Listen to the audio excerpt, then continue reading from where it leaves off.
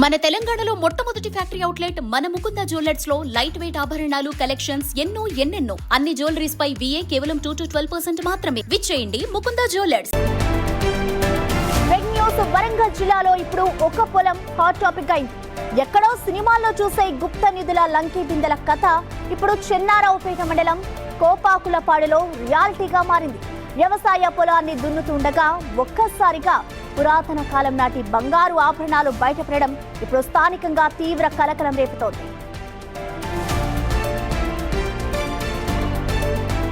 ప్రతాపరెడ్డి అనే వ్యక్తి జైపాల్ రెడ్డి దగ్గర 6 ఎకరాల భూమిని కొనుగోలు చేశారు. ఆ భూమిని బాలు అనే కౌలు రైతుకి ఇచ్చారు. అయితే పొలం దున్నుతున్న సమయంలో కౌలు రైతు బాలుకు పురాతన కాలం నాటి పుస్తలు, గుండ్లు, కట్టహారం లభించినట్లు తెలుస్తోంది.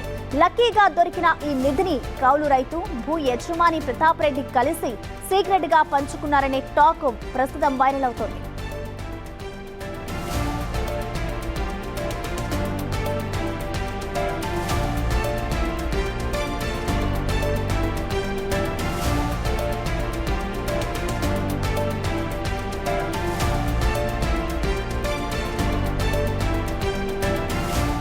అయితే ఇక్కడ ట్విస్ట్ ఏంటంటే ఈ విషయం తెలిసిన పాత యజమాని జైపాల్ రెడ్డి సీన్ లోకి ఎంటర్ అయ్యారు.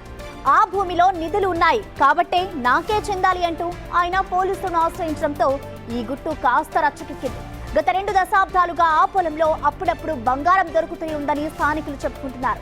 1991లో ఏకంగా దేవతామూర్తుల విగ్రహాలు కూడా లభించాయని గ్రామస్తులు అంటున్నారు. దీంతో ఆ పొలం కింద ఏదైనా పురాతన గుడి ఉందా లేక పెద్ద నిధి ఉందా అనే సస్పెన్స్ మొదలైంది. అయితే అసలు అక్కడ దొరికింది నిజంగానే బంగారమేనా కాదా అనే విషయంపై పోలీసులు మాత్రం ఇంకా ఎలాంటి అధికారిక క్లారిటీ ఇవ్వడం లేదు.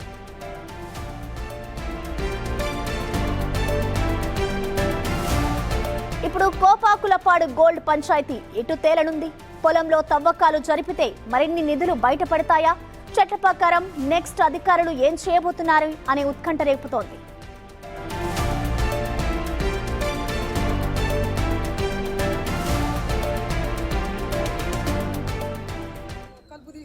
ఇంత బంగారం దొరికిందా?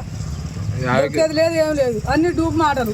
ఒక్క మాటలకు 50 మాటలు పుట్టిస్తారు. ఉండేదంటారా చిన్న గిన్నె ఈ పూసలు లెక్క దొరికింది సార్ బాబు వీళ్ళ అమ్మకు. ఇంకో అమ్మకేమో గిట్లాడిది ఉన్నది, మధ్యంది పోయింది. చుట్టూగా ఒక గుర్జీ వెళ్తుందో అది బంగారే ఉన్నదో ఎండిదే ఉన్నదో. అదే వాడికే గింత కడ్డీలు దొరికినాయి. గింత కడ్డీలు కప్పు తీస్తా అంటే ఉంటాయా? అన్ని పూకారాలు సార్, ఏం లేదు. ఏం పని లేదు. ప్యాకెట్ ఆడుకుంటా 1 2 పుట్టిస్తాడు కావచ్చు ఎక్కడో.